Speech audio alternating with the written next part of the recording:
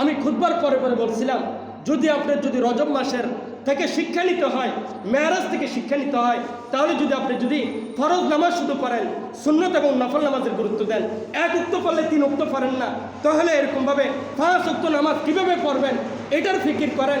আপনি যদি গুনাহ করে থাকেন, গুনাহগুলোকে ছাড়ার ফিকির করেন। সামনে রমজান আসতেছে, এগুলোই হলো আমাদের প্ল্যানে আসা দরকার, ঠিক কিনা বলেন না? এগুলো আমাদের প্ল্যানে আসা দরকার। প্রিয় হাজির, আল্লাহ রাসূল সাল্লাল্লাহু আলাইহি ওয়াসাল্লাম এই মক্কা থেকে মদিনায় হিজরত করে গেছেন। রাসূল সাল্লাল্লাহু আলাইহি ওয়াসাল্লাম আরো এরকমভাবে 13টা মেরাজ পেয়েছিলেন, কিন্তু রাসূল সাল্লাল্লাহু আলাইহি ওয়াসাল্লাম একটা মেরাজও কেন উদযাপন করলেন? রাসূল সাল্লাল্লাহু আলাইহি ওয়াসাল্লাম মৃত্যুর পরে মেরাজ বলেন, সবাই বলেন, রাসূল সাল্লাল্লাহু আলাইহি ওয়াসাল্লামের মৃত্যুর পরে কি মেরাজ? না, রাসূল সাল্লাল্লাহু আলাইহি ওয়াসাল্লামের জীবদ্দশায় রাসূলকে গমন করাইছে, রাসূলকে গমন করাইছে। রাসূল সাল্লাল্লাহু আলাইহি ওয়াসাল্লাম কিভাবে উদযাপন করলেন, রাসূল সাল্লাল্লাহু আলাইহি ওয়াসাল্লাম কিভাবে পালন করলেন? রাসূল সাল্লাল্লাহু আলাইহি ওয়াসাল্লাম নামাজ দিয়ে আসছেন, ও উম্মতে মুহাম্মাদি, তোমরা নামাজকে ছেড়ো না, নামাজকে ছেড়ো না। যেই দিন রাসূল সাল্লাল্লাহু আলাইহি ওয়াসাল্লাম দুনিয়া থেকে বিদায় নিছেন, সাথে সাথে বললেন আসসালাহ আসসালাহ, যেই নামাজের গুরুত্ব দিও। এরকমভাবে রাসূল সাল্লাল্লাহু আলাইহি ওয়াসাল্লাম মিসওয়াকের দিকে তাকাইছিলেন। তোমরা প্রত্যেক নামাজের সময় তোমরা মিসওয়াকের আমল করো। রাসূল সাল্লাল্লাহু আলাইহি ওয়াসাল্লাম আমাদেরকে আমল বাতলাই দিয়েছেন। রাসূল সাল্লাল্লাহু আলাইহি ওয়াসাল্লাম আমাদেরকে কি দিক নির্দেশনা দিলেন?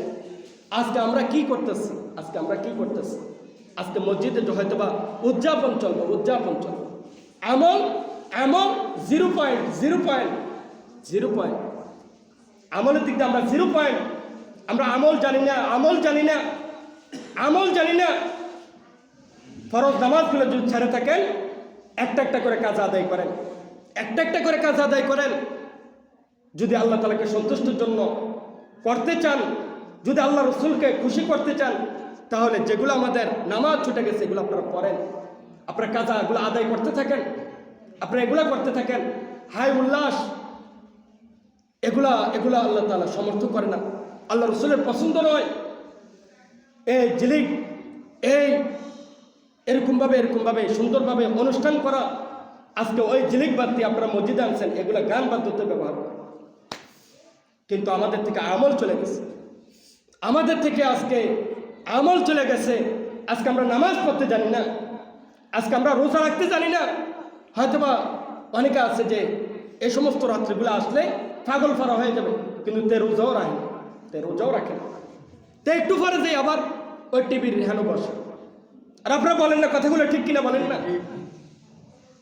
নাচ গান দেখে রাসূল সাল্লাল্লাহু আলাইহি ওয়াসাল্লাম আরো যে সময়গুলো কাটাই দিলেন মদিনায়, এই মেরাজের পর থেকে রাসূল সাল্লাল্লাহু আলাইহি ওয়াসাল্লাম নামাজের কি পাবন্দি করছেন, জান্নাতের সর্দার কি পাবন্দি করছেন, নফলের কেমন গুরুত্ব দিচ্ছেন। রাসূল সাল্লাল্লাহু আলাইহি ওয়াসাল্লামের পা মোবারকগুলো ফুলে গেছে। আজকে আমরা কি করতেছি? দাঁড়াইতে দীর্ঘক্ষণ, রাসূল সাল্লাল্লাহু আলাইহি ওয়াসাল্লাম কান্না করতে, চোখের পানি ঝরাইতে রাসূল সাল্লাল্লাহু আলাইহি ওয়াসাল্লাম ডাক পড়াই ফেলছেন। আমরা কি করতেছি? আল্লাহ তাআলা আমাদেরকে এই মেরাজ থেকে শিক্ষা নেওয়ার তৌফিক দান করুন, নামাজের গুরুত্ব নেওয়ার তৌফিক দান করুন।